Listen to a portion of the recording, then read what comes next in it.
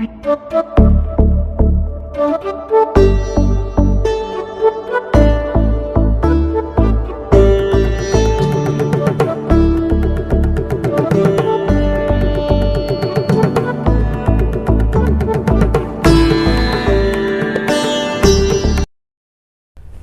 नमः। अभी आपने द्वादशांश के विषय में पढ़ा कि उसका साधन किस प्रकार से किया जाता है। इस वीडियो में आप मुख्य रूप से दृष्काण के विषय में पढ़ेंगे कि दृष्काण है क्या, इसका साधन किस प्रकार से करना चाहिए और इसका मुख्य रूप से प्रयोजन क्या होता है।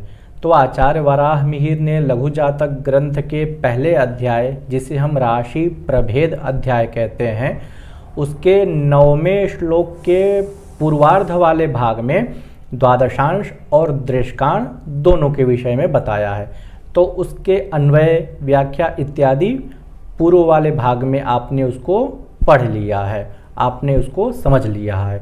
इस वीडियो में केवल आपको दृष्काण के संबंधित ज्ञान को इसमें बताया जाएगा कि दृष्काण का साधन किस प्रकार से करना चाहिए, कौन सी राशि में दृष्काण कहाँ से प्रारंभ होता है, उसका अंशात्मक मान क्या है, इन सभी के विषय में चर्चा की जाएगी। तो दृष्काण शब्द मूलतः यदि देखें तो इसका जो एक अर्थ है वह विशेष अर्थ को द्योतित करता है। यह एक पारिभाषिक शब्द है क्योंकि आचार्य वराह मिहिर ने यूनानी शब्दों को अपने ग्रंथ बृहद जातक में क्रियता, बुरी, जितुम, कुलीर, लेय, पाथोन इत्यादि शब्द कह करके संबोधित किया है। और अनेक ऐसे शब्द जो हैं यूनान देश से लिए गए हैं। तो उसी में का एक शब्द है दृष्काण। इसका शाब्दिक अर्थ कोई है नहीं, यह एक पारिभाषिक शब्द है जो एक विशेष खंड को प्रदर्शित करता है। राशियाँ जो होती हैं, राशियों के तीसरा जो हिस्सा होता है, राशि का जो तीसरा भाग होता है, उसी को दृष्काण समझना चाहिए। एक राशि जो 30 अंशों की होती है, उसका जो तीसरा हिस्सा है, मतलब 10 अंशों का एक दृष्काण होता है और एक राशि में 3 दृष्काण होते हैं। 12 राशियां हैं तो 12 राशियों में 3 दृष्काणों की यदि चर्चा करेंगे तो कुल मिलाकर के 36 दृष्काण हो जाते हैं। तो राशि के तीसरे हिस्से को, तीसरे भाग को हम दृष्काण कहते हैं। एक राशि जो 30 अंश की होती है उसको यदि हम 3 से भाग देंगे तो 10 आएगा। तो प्रथम दृष्काण 0 से लेकर के 10 अंशों तक का होता है। द्वितीय दृष्काण 11 से लेकर के 20 अंशों तक का होता है और तृतीय दृष्काण 21 से लेकर के 30 अंशों तक का होता है। अब कौन सी राशि की गणना किस राशि से की जाए, मेष राशि में करें, किससे गणना वृषभ में किससे गणना करें, तो उसके लिए आचार्य ने कह ही दिया है कि प्रथम पंचम नवपानाम, अर्थात प्रथम, पंचम और नवम राशि के जो अधिपति होती हैं उनसे उनकी गणना करनी चाहिए। तो मेष राशि, जैसा कि आप चक्र में स्पष्ट रूप से देख सकते हैं, मेष राशि में जो प्रथम दृष्काण है जो 0 से 10 अंश तक का है, वह मेष राशि का ही होता है क्योंकि वह प्रथम है। उससे 5वां अर्थात सिंह और उससे 9वां, मेष राशि से 9वां अर्थात धनु।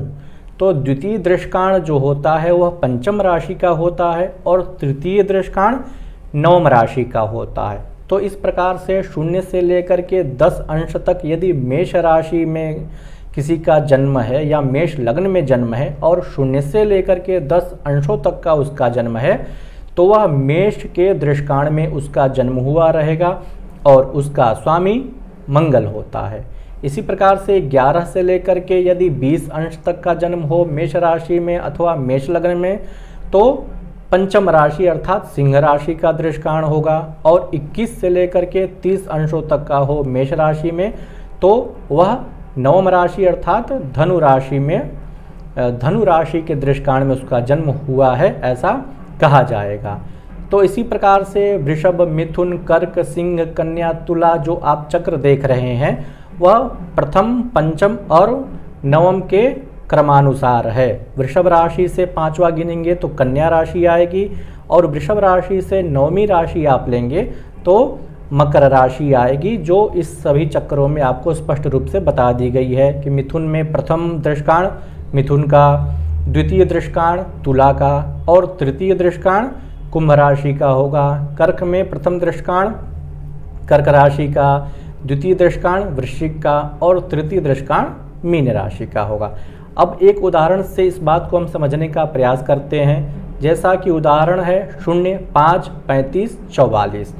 तो यह मेष लग्न है और 5 अंश पर है। तो जैसा कि बताया गया कि 0 से लेकर के 10 अंशों तक का है, तो वह प्रथम दृष्टान में जन्म है, और मेष राशि का प्रथम दृष्टान मेष का ही होता है।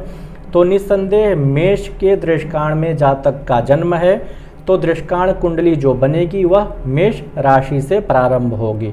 इसी प्रकार से जो ग्रह जिस राशि में होते हैं, जितने दृष्टान में होते हैं, उनको उन राशियों में उनकी स्थापना कर देनी चाहिए।